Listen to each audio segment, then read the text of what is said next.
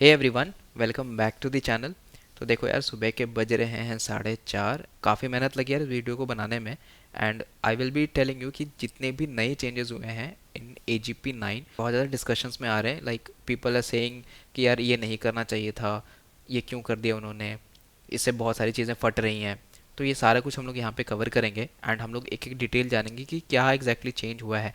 And next video में हम लोग लेकर के आएंगे कि कैसे अपने कोटलिन मल्टी प्लेटफॉर्म को आप लोग माइग्रेट कर सकते हो to the new AGP plugin which is 9। तो मैंने यार आज करने का सोचा था, बट वो इतनी बड़ी थी कि उस वो कवर नहीं हो पाया। तो मैं सोचा कि यार इसको पहले हम अपन डेमोन्स्ट्रेट करते हैं and then we will be moving on towards the migration. तो next video on the migration guide बहुत जल्दी आएगी। चलो आगे बढ़ते हैं। तो सबसे पहले हम लोग बात करते हैं कि यार क्या है ऐसा स्पेशल AGP 9 में जो इतना ज़्यादा इस पर डिस्कशंस चल रहे हैं। तो देखो, जैसे ही यार AGP 9 आया ना, तो सबसे बड़ी प्रॉब्लम्स हुई कि यहाँ पे ऐसे बहुत सारी चीज़ें थी जो अभी तक चल रही थी। जैसे ग्रेडल 8 में जितनी भी आपकी डेप्रिकेटेड APIs वगैरह थी वो सब कुछ रिमूव हो रही हैं। एंड ग्रेडल 9 में वो स्ट्रिक्ट पॉलिसीज़ बहुत ज़्यादा इनेबल कर दी गई हैं। मतलब ऐसा समझ लो कि यार पहले जो है वो लूज़ गार्ड था, अब यार एक हैवी गार्ड आ गया जो आपको बिल्कुल घुसने नहीं देगा उस बार में बिना बंदी के। सॉरी, क्या बोल रहा है यार। अच्छा, तो सबसे पहले हम लोग देखते हैं बिल्ट इन कॉटलिन सपोर्ट। तो विथ AGP 9 अब आप लोगों को बिल्ट इन कॉटलिन सपोर्ट मिलता है। मतलब आप लोग अगर देखोगे अपने एंड्रॉयड एप्लीकेशन को, वहाँ पे एक प्लगइन होती है कॉटलिन एंड्रॉयड करके। अब ये जो प्लगइन है वो यहाँ से रिमूव किया जा रहा है।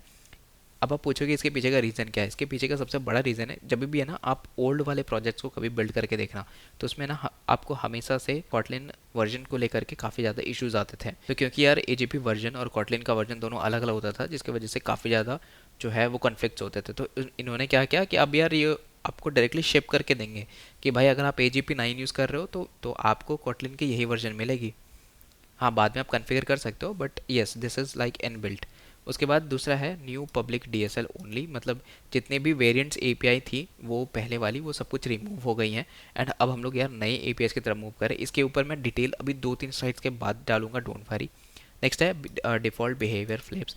तो क्या हुआ, पहले एंड्रॉयड एक्स को आप ट्रू फॉल्स कर सकते थे, बट नाउ बाय डिफ़ॉल्ट ये ट्रू होकर के आएगी। तो उसके बाद में इन्फोर्स यूनिक पैकेजिंग नेम। तो आप मतलब ये बेसिकली वेरिएंट्स को लेकर के, तो मैं अभी आपको नेक्स्ट स्लाइड में बताऊंगा कि क्या एग्जैक्टली है ये। नेक्स्ट है अपना आर एन ऑप्टिमाइजेशन। तो आर जो है वो फुल मोड पे चला गया है, मतलब बहुत ज़्यादा स्ट्रिक्टर हो गई है। एंड जब भी आप रिलीज बिल्ड बनाओगे तो वो ऑटोमेटिकली इनेबल हो जाएगी। सो आपको आर वाली फाइल्स में कन्फिगर करना पड़ेगा कि कौन से आप लोगों को क्लासेस रखना है, किसको हटाना है, एक्सेट्रा। उसके बाद में डेंसिटी स्प्लिट APKs है, तो इसके बारे में हम लोग थोड़ी देर में बात करेंगे। एंड VROS में भी थोड़ा बहुत चेंजेस आया है।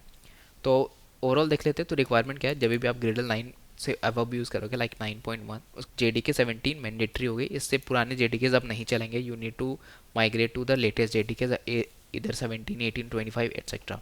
Then STK build tools is 36 and maximum API levels 36।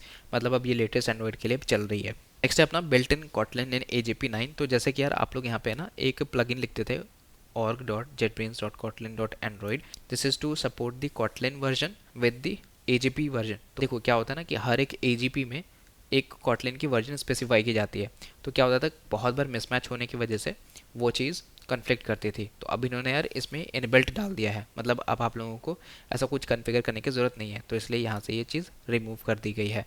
New projects में ऐसा नहीं आएगा। और जब हम लोग माइग्रेट करेंगे तो आप देखना इसको मैनुअली कैसे अपन रिमूव करेंगे।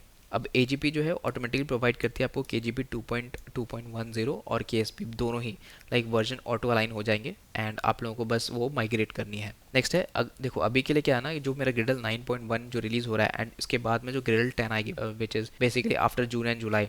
तो इसमें क्या होगा, जो आपका ये फीचर्स है, जैसे अभी आप अगर माइग्रेट करते हो तो आपके ओवरऑल प्रोजेक्ट पे कोई भी डिफरेंस नहीं जाएगा। तो जैसे वो पहले चलती थी अभी भी वो वैसे ही चलेगी। लेकिन क्यों, क्योंकि यहाँ पे दो चीज़ें फॉल्स बाय डिफ़ॉल्ट होती हैं, जैसे built in Kotlin and new DSL। तो जब भी आप माइग्रेट करोगे तो ये दोनों चीज़ें ऑटोमेटिकली फॉल्स चली जाएंगी। और जब तक आप इसको ट्रू नहीं करोगे तब तक आपका कोई भी एरर वगैरह प्रोजेक्ट में नहीं देखने को मिलेगा। नाउ इट इज़ बिकॉज कि जब आप लोग माइग्रेट कर रहे हो अपने प्रोजेक्ट को to the newer AGP version, तो आपका कुछ फटे ना, इसीलिए ये बाय डिफ़ॉल्ट फॉल्स रखा गया है। तो जब मैं माइग्रेट करूँगा तो आप लोगों को दिखाऊंगा कि कैसे हम लोग इसको यूज़ कर रहे हैं एक्चुअली में। तो वही है यार कि यहाँ पे है ना बाय डिफ़ॉल्ट फॉल्स है, तो आपको इनेबल करनी पड़ेगी ट्रू। तो उसके बाद ही आपका जो कोड फटना शुरू होगा, मतलब ग्रेडल बिल्ड। ओके, नेक्स्ट है अपना माइग्रेट लेगेसी वेरिएंट्स API। अब यहाँ पे यार हम लोग समझेंगे थोड़ा वेरिएंट्स को लेकर के।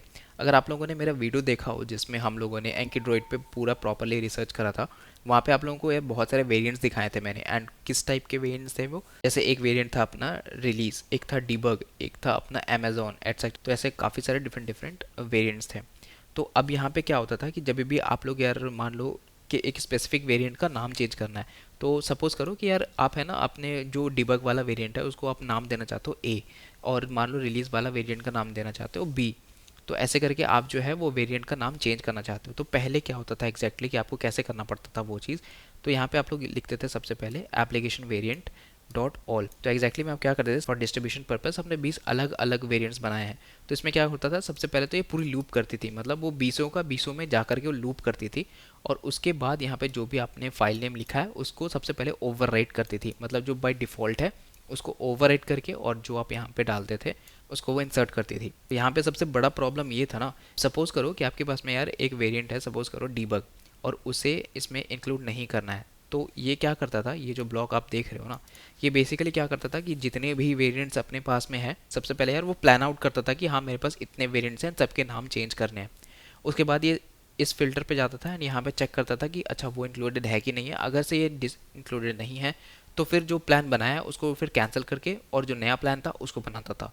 तो ऐसा समझो कि इसमें बहुत ज़्यादा टाइम वेस्ट होता था, इसलिए वो जो ग्रेडल बिल्ड टाइम था वो काफ़ी ज़्यादा बढ़ गया था। इसके लिए हमारा जो AGP9 है उसमें एक नया चीज़ चेंजेस करा गया है which is basically android components.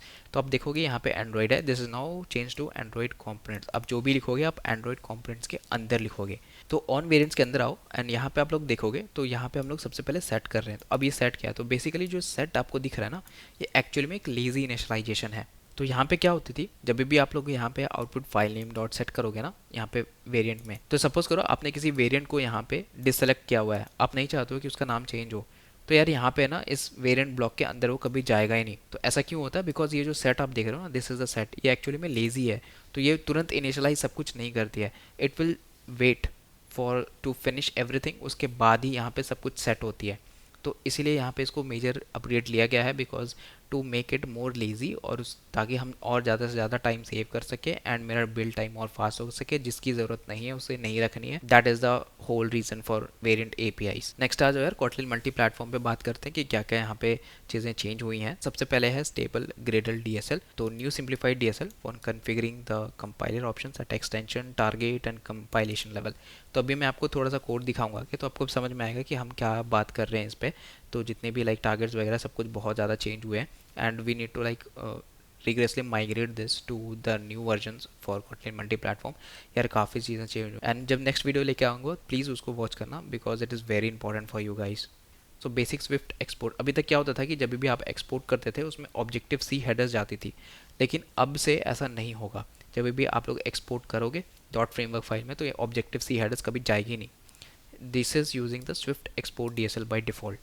तो ये बहुत अच्छी चीज़ है and it will really help to compile faster, क्योंकि काफ़ी बार होता है कि हमारा iOS टारगेट्स में काफ़ी लाइक लेट होती है चीज़ें बिल्ड होने में। तो ये हमारा काफ़ी ज़्यादा टाइम इम्प्रूव करेगा। नेक्स्ट है क्रॉस कंपाइलेशन एंड पब्लिशिंग। तो अभी तक यार क्या दिख रहे थे ना आपकी, हम लोग अगर मेरे पे मैकबुक होती थी तभी हम लोग iOS एप्लीकेशन को पब्लिश कर सकते थे। देखो यहाँ पे कहीं भी ऐसा नहीं लिखा हुआ है कि आप लोग यार बिना एक्सकोड के इसको रन कर सकते हो। इट इज़ जस्ट सेइंग कि आप लोग जो जनरेशन है वो आप लोग अब विंडोज़ या लिनक्स सिस्टम से भी कर सकते हो, उसके लिए आपको मैकबुक की ज़रूरत नहीं पड़ेगी। तो आपने अगर कोई एप्लीकेशन बनाया है, अगर आप चाहते हो कि उसको पब्लिश करो, now you can build the iOS और Apple artifacts from Linux Windows. Next है K2 कंपाइलर इंप्रूवमेंट्स। तो काफ़ी ज़्यादा यहाँ पे परफॉर्मेंस वगैरह में भी इंप्रूवमेंट हुई है। तो ये सारी चीज़ें आगे हम लोग देखेंगे और जब हम लोग माइग्रेशन करेंगे। तो आप लोग यहाँ पे यार एक बहुत ही इंपॉर्टेंट चेंज है which is basically the Android. अब एंड्रॉइड को चेंज करके यहाँ पे रख दिया गया है एंड्रॉइड टारगेट। तो जैसे कि मैंने बोला काफ़ी सारी चीज़ें चेंज होने वाली है, will see more in the migration guide. Next आ जाओ Android KMP library plugin. So जैसे कि आप लोग मेरे स्क्रीन देख पा रहे होगे, हम लोग यहाँ पे एंड्रॉइड एप्लीकेशन को भी यूज़ कर रहे हैं और फिर कंपोज मल्टी प्लेटफॉर्म भी यूज़ कर रहे हैं, कॉटलिन मल्टी प्लेटफॉर्म भी यूज़ कर रहे हैं। And when going back into the built और ग्रेडल डॉट KTS, यहाँ पे आप देखोगे एंड्रॉइड लाइब्रेरी भी यूज़ कर रहे हैं एंड ग्रेडल लाइन में सबको रिमूव कर दिया गया है कम्प्लीटली। मतलब आपको माइग्रेट करते वक्त इन सभी को रिमूव करना पड़ेगा फ्रॉम देयर। और ये जो आप एप्लीकेशन देख रहे हो ना यहाँ पे, ये आप देख रहे हो, this is the Android main, ये देख रहे हो एंड्रॉइड मेन, तो इसके अंदर आपका मेन एक्टिविटी होता है, एंड्रॉइड एक्सएमएल होता है, इन सबको आपको रिमूव करके नए एंड्रॉइड एप्लीकेशन में शिफ्ट करना पड़ेगा। तो वो सब कुछ करेंगे इन द माइग्रेशन गाइड, उसके लिए टेंशन नहीं लेनी है। तो मैं आपको जस्ट बता रहा था कि ये सारी मेजर चेंजेस हुई हैं यहाँ पे। तो KMP plugin is no longer compatible with the COM Android application or library in the same module। जैसा कि मैंने बताया आपको यार चेंज करना पड़ेगा, legacy combinations will fail the build।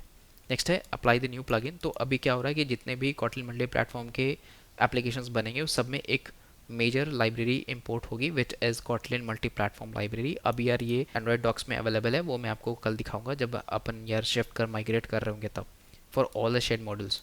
Yes, काफ़ी बड़ा मेजर चेंज है यार, एंड लिटरली अगर आपने माइग्रेट नहीं किया तो बहुत ज़्यादा चीज़ें फाड़ सकती है, तो काफ़ी यार पेशेंस के साथ आपको इसको माइग्रेट करना होगा। नेक्स्ट है स्प्लिट आर्किटेक्चर। तो अब देखो जैसे कि मैंने आपको बताया जो भी मेरी एंट्री पॉइंट होगी अब आपकी इनसाइड द कंपोज ऐप नहीं रहेगा वो android application, it will be outside of the shared module. तो यहाँ पे देख सकते हो app module android entry point using standard application plugin, and this is the shared module जहाँ पे अपन का सिर्फ कोर लॉजिक होगा और जितने भी नए KMP प्लगइन्स होंगे वो सब अप्लाई होंगे।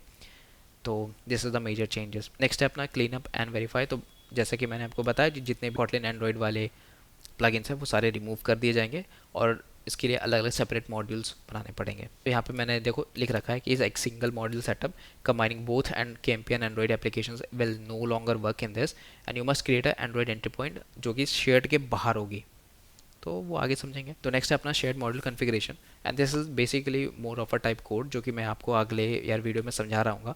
तो जैसे कि मैंने आपको बताया कि Kotlin एंड्रॉइड रिमूव कर दी गई है, देन एंड्रॉइड की प्लगइन जो कि Kotlin मल्टी प्लेटफॉर्म में यूज़ हो रही थी वो भी अब नहीं यूज़ में आएगी, लाइब्रेरी वाली भी प्लगइन्स नहीं यूज़ में आएंगी।